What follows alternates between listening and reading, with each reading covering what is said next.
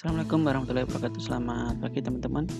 Baik, pada materi kali ini kita akan masuk untuk belajar mengenai Computer Aided Manufacturing atau CAM, di mana sebelumnya kita telah mempelajari mengenai CAD-nya.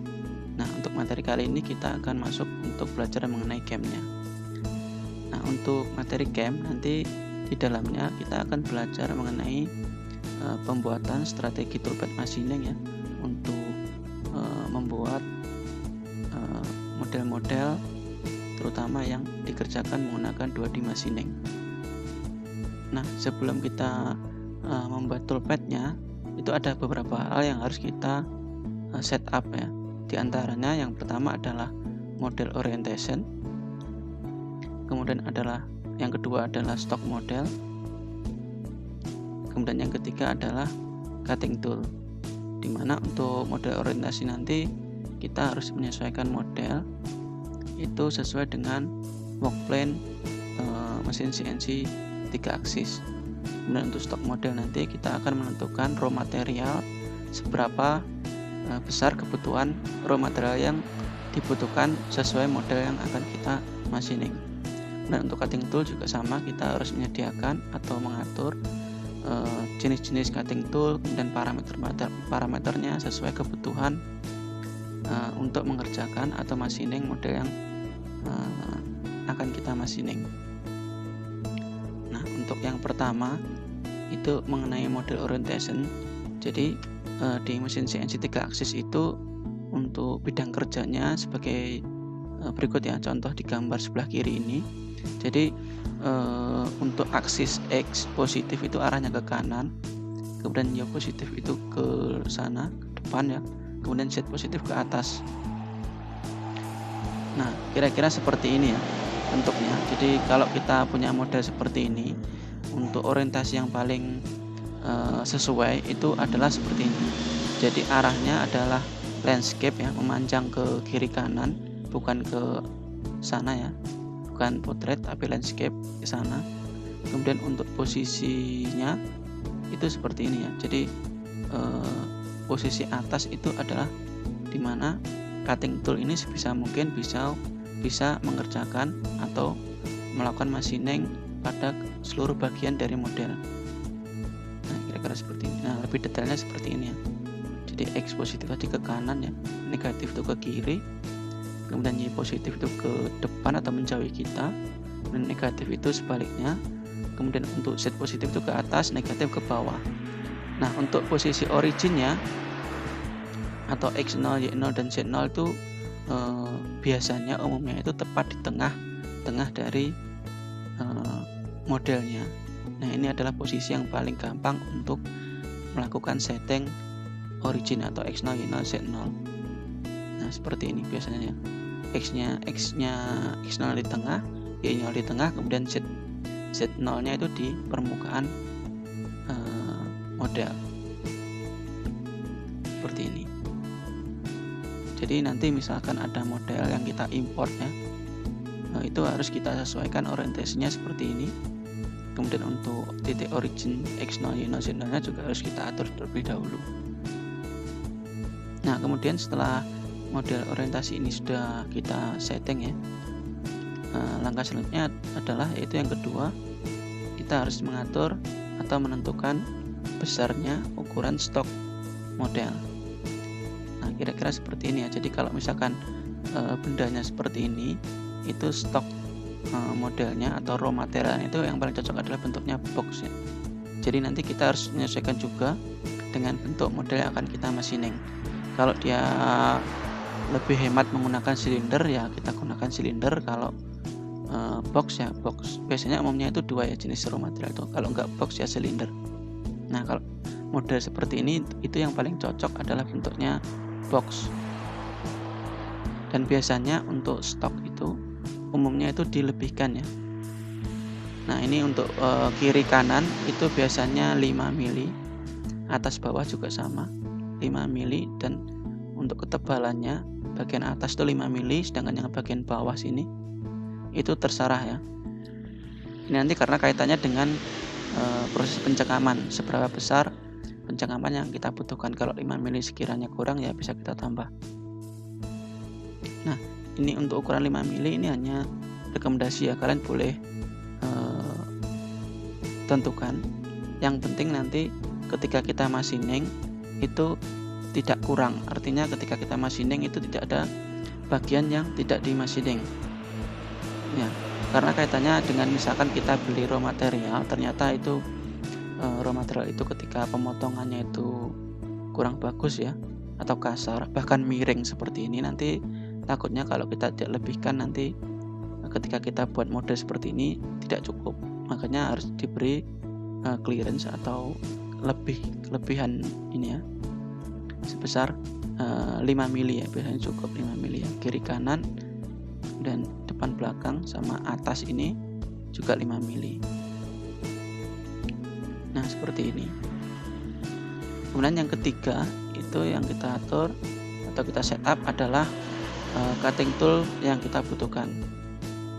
Nah, di sini ada beberapa contoh jenis-jenis cutting tool khususnya untuk 2D machining ya. Biasanya yang paling digunakan itu 3 jenis ini ya, untuk 2D machining ya khususnya ya. Itu ada pahat insert, arti cutting tool yang menggunakan insert. Insert itu artinya untuk mata potongnya itu bisa kita ganti-ganti ya, bisa kita lepas, dan jumlahnya itu tergantung holdernya. Jadi misalkan sebagai contoh ini ya, di atas ini adalah 6, mata potongnya 6, dan yang di bawah ini adalah 2. Nah, biasanya yang untuk jumlah cutting pahat mata potong yang banyak seperti ini biasanya kita gunakan untuk face milling ya, untuk pengerjaan facing. Facing itu untuk meratakan bagian atas, itu biasanya menggunakan pahat yang diameternya besar seperti ini dengan jumlah mata potong yang banyak. Nah, tujuannya adalah untuk mempercepat proses machining ya, pertama. Oke, kemudian untuk yang kedua ini biasanya yang diameter lebih kecil ini biasanya digunakan untuk roughing ya. Dan untuk jenis yang kedua itu ada end mill. Nah, end mill ini adalah contoh cutting tool yang digunakan biasanya untuk roughing bisa, kemudian juga untuk finishing juga bisa untuk 2D machining ya. Nah, ini bedanya dengan yang ini adalah ini tidak pakai insert ya, jadi ini solid, dia mata potongnya sepanjang flutnya ini yang ada spiralnya ini ya. Ini adalah mata potongnya dan jumlahnya bisa 3, bisa 4, atau bisa 2 biasanya, 2, 3, 4 ya umumnya ya. Oke, kemudian untuk yang ketiga itu ada jenis cutting tool namanya drill. Drill ini khusus untuk membuat lubang ya, lubang yang diameternya sesuai dengan diameter drillnya. Kalau lubangnya besar itu biasanya bisa juga menggunakan end mill ini ya. Ini untuk drill ini biasanya untuk jumlah mata potongnya itu 2 ya, hanya 2 ya umumnya ya. Oke, kira-kira ini adalah 3 jenis yang sering digunakan untuk 2D machining, walaupun nanti ada jenis-jenis lain untuk pengerjaan-pengerjaan khusus, misalkan seperti untuk chambering, untuk slotting, kemudian untuk boring itu ada lagi. Nah, tapi umumnya itu ada 3 ini yang sering digunakan. Oke, kemudian setelah kita menentukan kebutuhan tool ya, biasanya facing, kemudian untuk roughing nanti diameter berapa, butuh berapa saja, untuk finishing butuh diameter berapa, kemudian untuk drill juga butuh diameter berapa. Langkah selanjutnya adalah kita atur untuk parameter-parameternya. Nah, di sini ada beberapa contoh ya, cara menghitung parameter, terutama spindle speed sama feeding speed. Nah, sebagai contoh di sini ada face mill ya, jenis face mill. Nah, untuk membaca katalog seperti ini ya, itu perhatikan yang pertama yang perlu diperhatikan adalah work material ini. Jadi material yang akan kita machining itu terbuat dari apa, itu yang paling penting nanti, karena ini nanti kaitannya dengan parameter yang direkomendasikan oleh katalog ini. Oke, kemudian perhatikan juga di sini ya untuk aplikasinya. Jadi karena kita untuk fish meal ya, untuk milling fish meal ya, pastikan di sini juga ada aplikasi untuk fish milling. Oke, kemudian setelah itu, nah di sini ada geometri ya, geometri untuk jenis tool ini itu berapa diameternya, dan di sini ada detailnya di sini ya. Ini nanti kita gunakan untuk membuat ini ya, membuat tool library ya di software CAM-nya. Nanti kita butuh ini geometri ini. Nah, kemudian yang ketiga yang perlu kita perhatikan adalah ini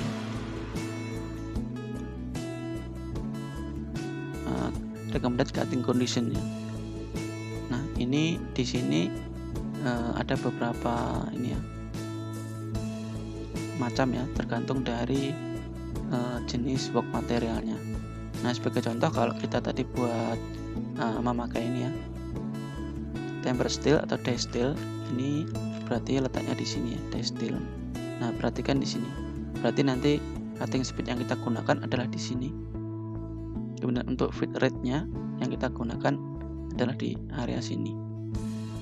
Nah, untuk di sini ada 3 nilai ya. Yang pertama itu adalah minimum, yang tengah itu optimum, yang ketiga itu adalah maksimum. Jadi harus di antara rentang ini. Nah, gunakan saja kalau paling aman ya nilai tengah ini ya, nilai optimum ini. Nah, di sini ada contoh kalkulasinya ya. Nah, sebagai contoh kalau kita menghitung ini, berarti data yang kita harus ketahui adalah yang pertama adalah VC-nya atau cutting speed-nya. Nah, di sini cutting speed untuk pahat ini ya, dengan insert ini ya. Jadi kalau pahat jenis insert ini juga sebenarnya recommended cutting condition itu tergantung dari jenis insertnya. Nah, di sini ada macam-macam jenis insertnya ini. Nah, untuk seluruh insert ini itu cutting datanya itu ini ya, sama ya kira-kira, karena tidak ada spesifikasi khusus yang menjelaskan bahwa misalkan insert yang ini itu cutting datanya itu yang mana. Kalau tidak ada ya kita berarti gunakan satu ini ya, berarti ini sudah mencakup semua jenis insert ini. Oke, jadi untuk cutting speednya di sini kita lihat cutting speed, perhatikan ya, di sini simbolnya VC ya, TVC, satuannya meter per menit, kita isi 150. Kemudian untuk diameternya, nah misalkan kita gunakan adalah ini DC, diameter cutternya itu adalah 100 misalkan ini ya, kita gunakan diameter 100. Nah, DC itu apa? Di sini ada keterangannya. DC itu adalah diameter ini ya, dari ujung insert ini ya, ujung bawah insert ini adalah DC. Misalkan kita pilih yang 100, maka kita isi di sini 100. Maka ketemu untuk RPM-nya atau cylinder speed-nya itu 477 RPM. Nah, kemudian langkah kedua yang harus kita hitung adalah feeding speed. Nah, untuk menghitung feed speed itu yang data yang kita butuhkan adalah ini ya, feed, FZ ini dan N. Nah, untuk menghitung ini feed speed itu tergantung data yang kita ketahui ya. Misalkan FZ yang kita ketahui adalah dalam bentuk FPT ya, atau feet per tooth, maka rumusnya ini FPT kali Z kali N. Tapi kalau FZ-nya feed-nya itu yang kita lihat atau disediakan oleh katalog adalah dalam bentuk milimeter per revolution ya, benar. Maka rumusnya yang kita gunakan adalah ini, langsung FZ kali N. Ya, kalau satuannya FZ-nya adalah milimeter per revolution, tapi kalau satuannya adalah milimeter per tooth, maka yang kita gunakan adalah rumus yang sebelah sini. Nah, kita lihat di sini. Untuk FZ-nya di sini satuannya adalah milimeter per tooth, berarti kita pakai yang ini. Nah, untuk nilainya adalah di sini 0,2. Kita isi di sini 0,2. Enter. Nah, untuk rumus yang sebelah sini kita memerlukan nilai Z ya. Z ini adalah nilai jumlah mata potongnya. Jadi kalau path face mill ini berarti jumlah insertnya ya, berapa. Nah, kita harus lihat di katalog ini berapa jumlah insertnya. Nah, kita bisa melihat di sini number of teeth. Nah, jumlah mata potong ini adalah 5. Berarti ini jumlahnya 5 insertnya atau mata potongnya 5. Berarti ini kita isi 5 di sini.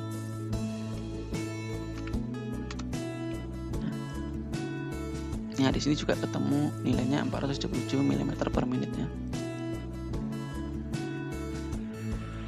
Nah, jadi seperti itu. Maka rumus yang sini nggak usah kita pakai ya. Kita cukup tentukan dua ini, spindle speed sama feed speed.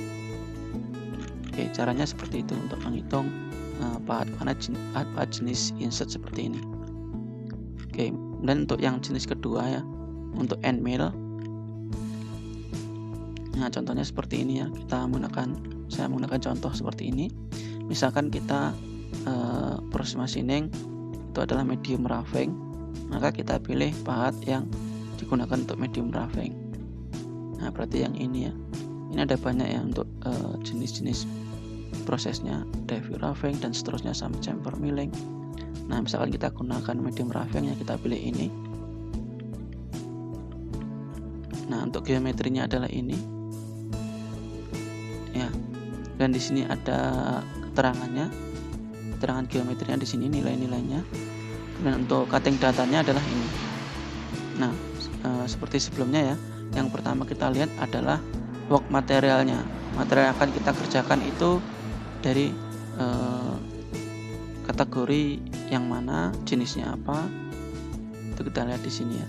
Kalau misalkan tidak ada di sini, kita bisa gunakan nilai hardness-nya ini ya. Nilai hardness yang mendekati nilai yang ada di sini. Oke, kemudian setelah itu yang perlu kita lihat adalah ini proses pengerjaannya juga. Di sini ada slotting. Kalau slotting itu proses pengerjaan itu satu full diameter ya. Jadi diameter penuh itu dia memakan. Kalau di sini itu ini ya, AP-nya adalah 0, diameter, jadi setengah diameter pemakanannya. Sedangkan di sini adalah 0,1 kali DC, 0,1 diameter. Nah, biasanya nanti di sini ini jelaskan ya, saya jelaskan di materi selanjutnya mengenai 3 jenis ini. Itu nanti tergantung dari toolbase strateginya ya. Nah, misalkan kita menggunakan ini ya, proses slotting seperti ini ya. Jadi satu diameter full itu melakukan pemakanan, maka kita gunakan kolom ini. Kemudian untuk materialnya adalah ini, maka nilai VC-nya adalah ini. Lihat satuannya ya, kita pakai metrik ya, berarti yang ini 80 seperti itu. Kemudian untuk FZ-nya itu adalah di sini. Di sini FZ-nya adalah ini ya, A04, berarti kita tabel yang ini ya, A04, dan diameternya adalah misalkan 10 ya, berarti kita gunakan yang nilai ini. Nah, ini ada dua nilai, yang atasnya dalam satuan mili, yang bawah adalah satuan inch, kita gunakan yang ini. Nah, sebagai contoh perhitungannya, untuk menghitung spindle speed kita butuh VC ya, berarti VC yang kita pakai adalah nilainya ini 80 ya, masukkan 80. Dan untuk diameternya misalkan kita gunakan 10 ini ya, berarti kita isi 10. Nah, maka ketemu untuk spindle speednya adalah 2544. Oke, kemudian untuk feed speednya, karena yang di sini ada yang disediakan adalah milimeter per tooth ya, maka kita gunakan rumus yang ini ya. Untuk FZ-nya ini berarti A04 ya tadi di sini ya. A04 berarti ini, diameter 10 berarti ini, nilainya yang atas yang metrik ya, berarti 0,05. Kita isi di sini 0,05. Oke, kemudian untuk Z-nya, nah Z-nya kita lihat di sini. Nah, di sini untuk melihat Z itu ini ya, tandanya adalah ini ya, ZEFP ini ya. Ini adalah number of load ya, number of tooth ya, jumlah efektif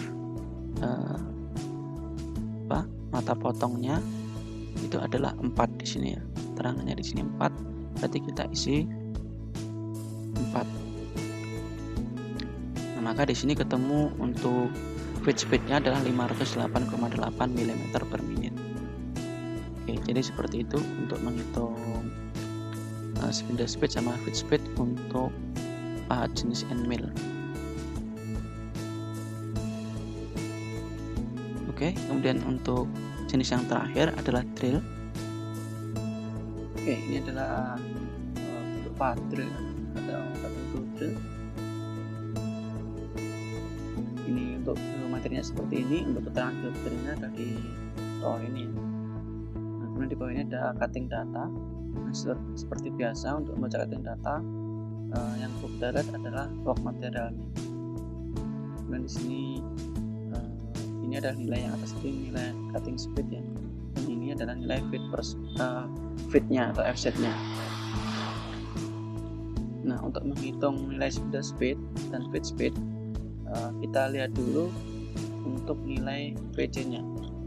Nah, untuk nilai VC atau cutting speed, misalkan pada contoh kasus ini adalah log materialnya adalah hardness tool steel ini ya, maka nilai cutting speed yang kita gunakan adalah ini.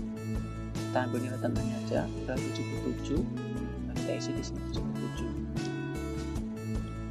Oke, kemudian untuk diameternya, nah sebagai contoh kita menggunakan drill dengan diameter 10.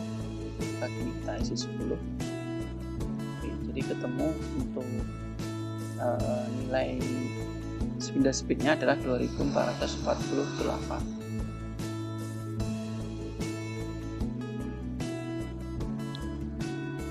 Oke, kemudian setelah itu kita hitung untuk feed speednya.